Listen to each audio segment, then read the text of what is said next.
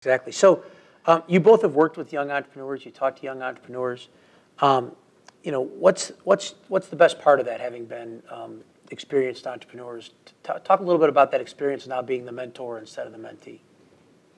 I mean, the thing about talking to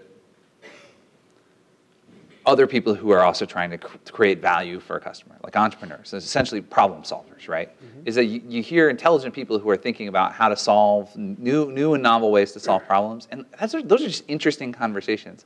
The great thing about being sort of an overnight success, like 8 years in the making, has been that now everybody comes to my office and I get to talk to interesting people, and like, it's great. Like, it's fantastic. It's energizing. You get great ideas. And you get to see what sort of new ideas and new solutions might be applied to problems. You know, every one of those conversations, I'm thinking to myself, like, well, I don't have any money, but if I did, would I invest in this, right? Like, all these kind of things. Like, you think through these things. It's been really exciting, just personally, to get that interaction because it generates creativity within myself. And I think, Matt, you probably feel the same way. Definitely, I think it's great. And you know, one thing I tell entrepreneurs, and I tell most people who come and see me is you know, don't be disappointed if you're not on TechCrunch next month, right? I mean, I was convinced that I knew this was a great company, but I was convinced it would take years and years and years before anyone really gave a shit. And it was still important to me because I knew the value we were providing to restaurants. And so, you know, yeah, you see these Instagram, and these are incredible stories and awesomely successful and awe-inspiring for sure, but that's, I mean, just swallow the pill. It's not going to happen to you, right? It didn't happen to us. It didn't happen to anyone I know. I mean, even Mason, who's had incredible success over the last 3 years. I mean, it took him 3 years, which is part of the... And they pivoted to a second company. Which is part of the awe-inspiring story of Groupon to me is holy shit, Andrew Mason, you know, came and had lunch with us and said, how do I build a sales department? Apparently I told him. The answer should be... Your advice pays off. I hope you got a lot of options. Didn't pay off. So... In fact, I think I paid for pizza, too. So now, we talk a lot about learning and how we as entrepreneurs, you know, our whole life is not about what you did right, but what you learned and how you got better every game. And I guess part of the question is, when you look at young entrepreneurs doing things, is there a common mistake you make that you'd say, boy, if I had to give people advice, even my old self, 8 years ago advice, like, what's the thing I would focus on to make sure I give myself a better chance of getting going further, faster as I learn? I think arrogance was one of the problems I had. When people would give me advice, I wouldn't graciously accept it with the intent with which the advice was made. I see that in some of the conversations I have with entrepreneurs today. Like, my idea is perfect. There's nothing wrong with it. Nothing will ever be wrong with it. But building a business is an iterative approach. You're changing something every few months, and so arrogance has no place. You need to be willing. I remember our first business plan. I went home like 2 o'clock in the morning. I'm driving down Lakeshore Drive, and I'm thinking to myself, we nailed it. I'm sure there's something wrong with it, but it's got to be like 98% right. And it might have been like 9.8% right. Right. And the whole battle was, how do you get the rest of the 90? Well, it'd be even worse if it was 98% right, because you'd be so close that you'd stop innovating, right? It's actually, if you have an idea that's 98%, it's 98% for that instant in time, and tomorrow it's 97% right? Like, the world innovates around you, and you have to be very quick to continue that iteration. And you cannot do that if you think you've got it all figured out already. And one last question here. We talk about all the exciting things happening in Chicago. Really, the tech scene here is really exciting, especially here at 1871. My question for you guys is, you see a lot of companies. Is there a company you look at and go, what a cool company. Those guys look like they're on the way to doing great things. Who would that be? GrubHub's pretty awesome. Clearly, GrubHub is awesome. But I mean, the younger, newer companies. There's a lot of cool companies. I like what BrightTag is doing, actually, and I know they're not like super early. They're a little bit more of a mature company, but I think what gets you excited about that? The technology, just the innovative thought around how they're addressing a real market problem. I mean, like, for those of you that don't know about BrightTag, I'm not going to go too much into it, but if you're going to do display advertising, you have to do an ad tag for every display channel, which is a total pain in the ass, and it's just really long and boring and describing. And so BrightTag kind of has aggregated all that into one tag, and so I think that's a cool idea. There's a woman locally who's doing it's a very complicated idea, but it's so exactly right for what it needs to be. But it's essentially a social network around chefs, for chefs, by chefs, and so they're able to talk to each other, but then the public and foodies are able to watch these conversations and see, who has, something on the menu right now, and it's really it kind of takes the whole thing around Top Chef, and there's a lot of interest in really artistic culinary talent right now, and it's taking that away from like the TV and from like the restaurant pages into something that you can really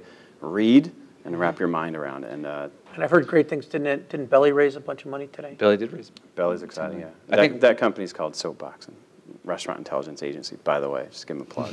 There you go. Great. But Belly, yeah. Yeah, one of the companies I've been excited about recently, so Matt and I have a lot of experience in the restaurant space, and we've started to sort of gotten to know at least a little bit. We've gotten to know what restaurateurs want. So we want to work within the companies within the restaurant space, but you have to be real careful because of competition. But one company that I like that I've seen recently is called G-Dine, that does group dining for restaurants, similar in some ways to the open table model, but around groups.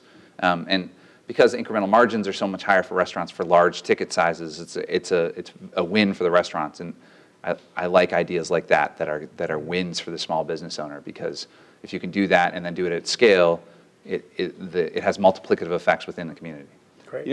I'd be remiss to not mention Trunk Club, another local company. You're attired by Trunk Club here. This shirt is from Trunk Club. Yeah, I love it. I love Trunk because I don't have time to go shopping, and the guys over at Trunk Club and the guys and the gals are doing a great job over there. I think it's really cool. It's a interesting logistical problem that they've addressed well.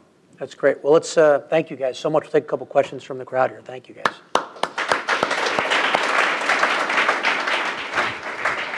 So we'll take a couple questions and then give people a chance to finish the pizza and the beer. So I'm looking at Soapbox here. I'm going to go by the top ranked, most voted for question, which is, who chose the WAC logo? Is that the WAC logo? I guess, I don't know. I would have to be clarified. You're going to have to describe WAC to me. All right, we'll go to the next one. How did your space affect your company culture? Significantly. Definitely, significantly. Mike's been, I hate to hand you all the corporate real estate questions. No, I'll take it. That's what I've been doing. So the space, we were in Bucktown. We had this cool loft space, and it was good because we were able to sort of hang out a little bit in addition to working, and had that great vibrant culture. When looking for new space, culture is a question I think a lot about a lot of the time, and I think hiring probably is the number one thing. Number two is the environment, and that's more than just the real estate space. And then there's some other things that go into it. But the environment's sort of the easiest thing to just spend money on, or the space is the easiest thing to spend money on to actually make for good culture. So when looking at new space, the question that kept revolving around in my mind is like, what's the anti-Dilbert index of this space? Like, how little like a cubicle farm will this look like when we get it filled out? How much creative and loft, and also 60,000 square feet on one floor plate. There's like 5 of those buildings, So, we had to think creatively about which space we took, and the one we ended up taking is sort of it's an architectural gem. It's a 100-year-old Burnham building, which is, you wouldn't think put a .com in a 100-year-old building. The systems are not necessarily the best, but it's the best cultural fit. So we picked that over systems. So, and culture is a huge part of what we do. And I see one of your questions is, how have you guided the culture? So I'm just going to jump on that point right there. Jump right in. Really, it's just space. No, it's not just space. It's what you do. It's how you hire. It's the bar you have to hire. It's extremely hard to get a job at GrubHub because we really want to hire people who are very intelligent, are great at solving creative problems, and who truly, want to help the restaurants and build to the culture. We say, you're not. It can't just be a cultural match. It has to be a culture plus one. So we hire people we think will fit in well, and take the culture to another level. And so, to make sure that post the hiring, they're still engaged and motivated and looking at our company as a fun place to work. Mike and I have a kind of a founder lunch. So we sit down about once a month or once every 2 months with whoever has been hired since the last time. We have pizza together, and we just tell them the story of GrubHub. And we tell them about, hey, this is how we started. This is how we're addressing the problems. This is where we want to go. And it's very informal, and we really get to know people. And then, I forgot. after you're hired, during the first week, you have to spend 2 days in the customer service room. You have to sit it on the desk, you have to be answering phone calls, and figuring out the problems that happen in the real time as we're performing our job as the digital waiter between restaurants and diners. And then in addition to that, everyone in the company, including Matt and I, spend, well, Matt and I do this more often, but spend at least one shift in customer service every 6 months. Right. So, I mean, that's part of it. It's staying close to your customers. And then another thing that we do is we have a monthly meeting where we just share with sort of very deep transparency how the company's doing, what's left in the bank account, how everyone still has a job, like that, like the company's gone solid financial footing. Here's the ideas we're doing. Here's what we're doing to address various issues that are coming up in our space, and that's part of it too. Is just sort of really deep transparency. Right. Great. Well, there's a great last question here, which is, you guys have been co-founders. You've done this now for 8 years together. You were friends before that. Talk about the ups and downs of being co-founders together and building this together. Well, I'll start with the ups. I'll let Mike speak to the downs. It definitely, it's been fantastic. And I'd say to anyone who's starting a company, there's 2 pieces of advice I give to everyone who tells me they're starting a company. One is quit your job, and the other one is find a co-founder.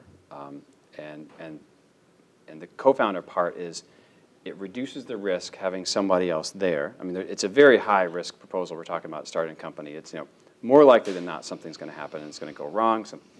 You're not going to nail the product fit. You're going to screw something up accidentally and not be able to pivot fast enough. So having another person who's very smart and totally aligned with your interests really is helpful, because I'm not always right, and I'm sure that my wife is shocked to hear me say that. But it's true, and so having Mike being able to say, Matt, I think that you're crazy. I think you should look at it from this perspective. And early on, we had wonderful fights, very dramatic, and it was awesome. The sparks were flying, but it's because we're so passionate, and we're just so passionate about what we're doing, and we're both so convinced we're right. But we never kind of ended the day like, well, we may probably ended the day pissed off at each other, but we always resolved that issue. We always came to a place that was better than where either of us were before, and that compromise process I found very constructive. So it limited the risk.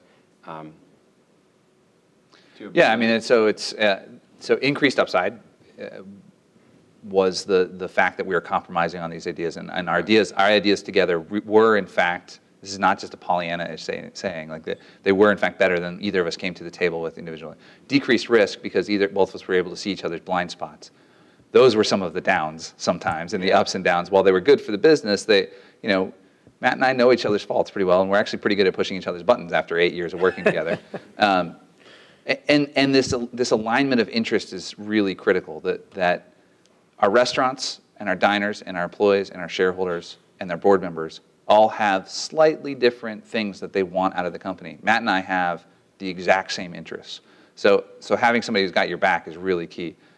One of the flip sides of that is you have to be able to trust this person, right? Like Matt and I spent a lot of time early on looking at a partnership document about how we would do things if things went south or whatever. And eventually we just threw it in the garbage because we said, if we can't trust each other, this paper is not going to make the difference. If you really want to screw me over, then you could just stop working so hard, and that would be good enough, right? So the trust was a really key part of that. So there's been ups and downs for sure, but you guys have been great partners. You built a great business. Thanks so much for being here.